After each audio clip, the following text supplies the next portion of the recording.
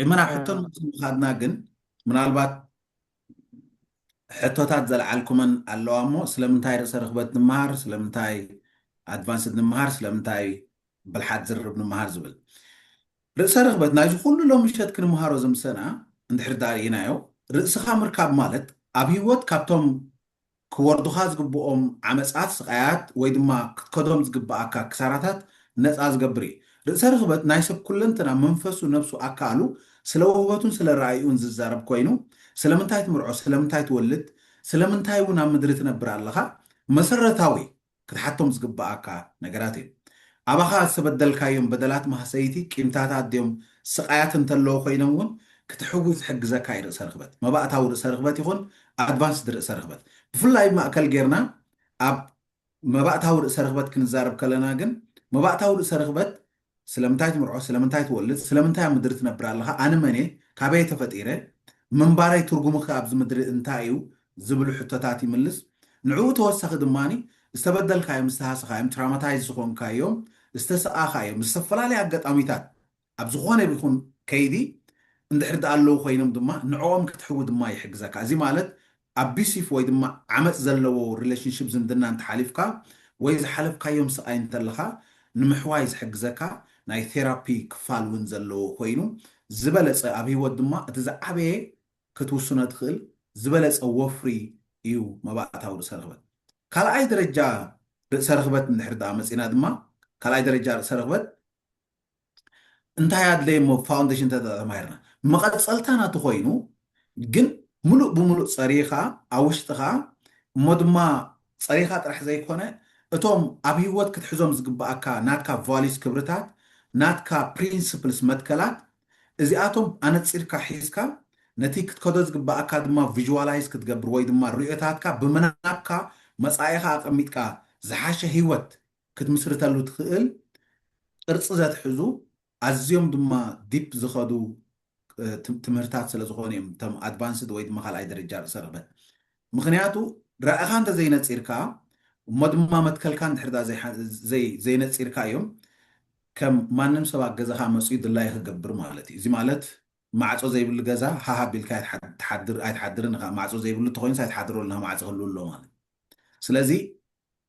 تخكلኛ ዝኾነ ንሰባት ድማ ዝሓሸን ዝበለፀን ጎደናና ህይወት ክኸዱ እቲ ዝበለፀ ወፍሪ ኣብ ህይወቶም እዩ ማለት እዩ እቲ ሳልሳይ ንምንታይ ዝርርብ ስለ ዝርርብ ኣይኮናን ክንምህረኩም ምክንያቱ ዝርርብ ኣቦኹምን ኣደኹምን ኮፍ ኣቢሎም ዝመሃርኹም ዝበለፀ ጥበብ ስለ ዝኾነ ስለ ከመይ ትዛረብ ገላ ኣይኮናን ክንምህረኩም እንታይ ዳ እቲ ዝበለፀ ዝምድና እንታይ ምዃኑ ንምርኣይ እዚ ድማ ሰባት ናቶም ንቕሓት ሕልና እንታይ ይመስል ብናይ ንቕሓት ሕልንኦም ደረጃ ወይ ድማ ኮንሽስነስ ንብሎ ደረጃ ዝምድናታቶም ድማ ብኡ ስለ ዝውሰን ንዕኡ ከመይ ገይሮም ይዕብይዎ ቅርፅን ቁመናን ዘለዎ ዝምድና ሰሪሖም እቲ ዝበለፀ ዝምድና ከስተማቕሩ ኣብ ጥዕንኦም ኣብ ስድራ ቤቶም ኣብ ላይፎም ኣብ ኣካይዶም ኣብ ናብርኦም ኣብ ቢዝነሶም ኣብ መሪሕነቶም ኣብ ኩለንትንኦም ክሕግዞም ዝኽእል ኢቲ ብልሓት ዝርርብ ንብሎ ማለት ስለዚ እዚ ብልሓት ዝርርብ ንማንም ሰብ ብዘይገድስ ደረጃ ዕድምኡ ብዘይገድስ ዘለዎ ደረጃ ትምህርቲ ብዘይገድስ ዘለዎ ኩነታት ክምሃሮ ንዕድሞ እዚ ብልሓት ዝርርብ ማለት ስለዚ ነዚኣተን ኮርሳት እዚ መስል ሓፈሻዊ ካልእ ናይ ሊደርሽፕ ስለምንታይ ንምሃር ብዘይ መሪሕነት ዝልወጥ ለውጢ የለን ስለምንታይ መሪሕነት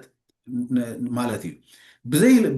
ብዘይ መሪሕነት ለውጢ የለን ብዘይ መሪሕነት ዕቤት የለን ብዘይ መሪሕነት ቀፃልነት የለን ብዘይ መሪሕነት ወላ ሓንቲ ነገር ክትገብር ኣይትኽእልና መሪሕነት ካብ ሰልፍ ሊደርሽፕ ወይ ድማ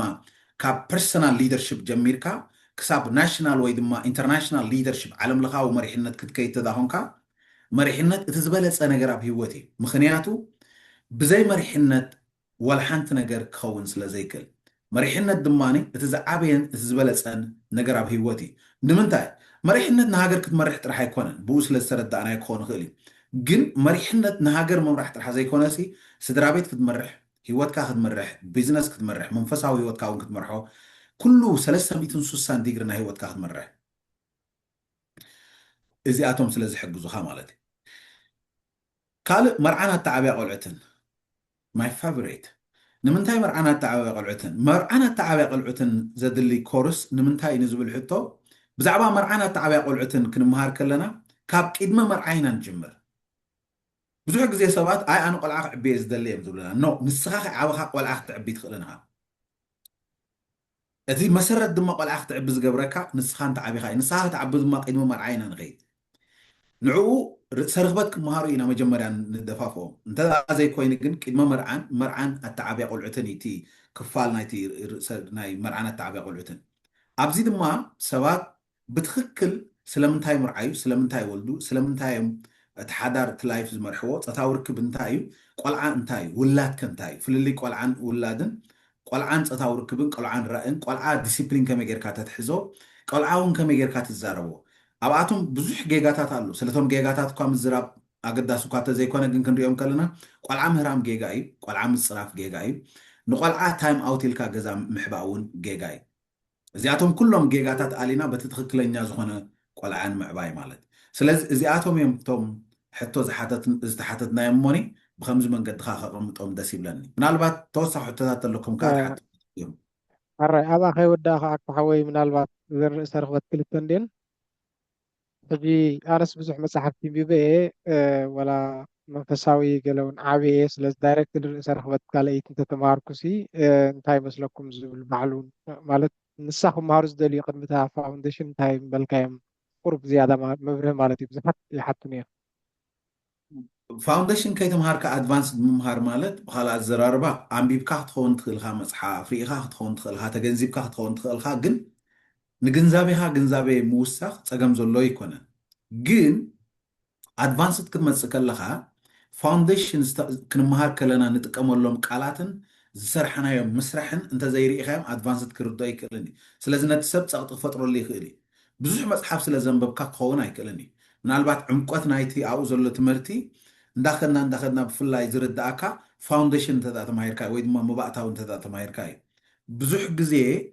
ወላ ብዝሓለፈ ዓመት ንኣብነት ከምኡ ኢሎም ዝኣተዩ ሰባት ክሪኦም ከለኹ ኤፌክቲቭ ኣይኮነን ምክንያቱ ምናልባት ቶም ኣብ ኣድቫንስ ተምሃርኩም ኣብ ዝሓለፈ ዓመት ርእዎ ነርኩም ኢኹም ሓደ ካብተን ሕቶታት ዝነበርና ድማኒ እዚ ከንታይ ማለት እዩ ፋውንዴሽን ስለዘይተምሃርኪ ኢኺ ወይ ስለዘይተምሃርካ ኢኻ ተባሂሎም ይምለሰሎም ነይሩ ትምልስሎም ነርኩም ባዕልኩም ቶም ኣድቫንስ ተምሃርኩም ንሱ ዳ ፋውንዴሽን ተማሂርና እኮ ታልካ ብሰርዑሉ ዓይነት እሶም ከምኡ ኢሎም ዝኣተው ድማ ተማሂርና ነርና ቅድሚ ሕጂ ኢሎም ዝኣተው እዮም ስለዚ የድሊ ዲ ማስት እየ ዘድሊ ፋውንዴሽን ከይተምሃርካ ኣድቫንስ ምምሃር ኣይንመክርን ካብ ፋውንዴሽን ኣድቫንስትን ብሓንሳብ ትምሃር ፋውንዴሽንን ኣርት ኦፍ ኮሚኒኬሽን ክትምሃር ወይ ድማ ብልሓት ዝርርም ክትምሃር ይምከር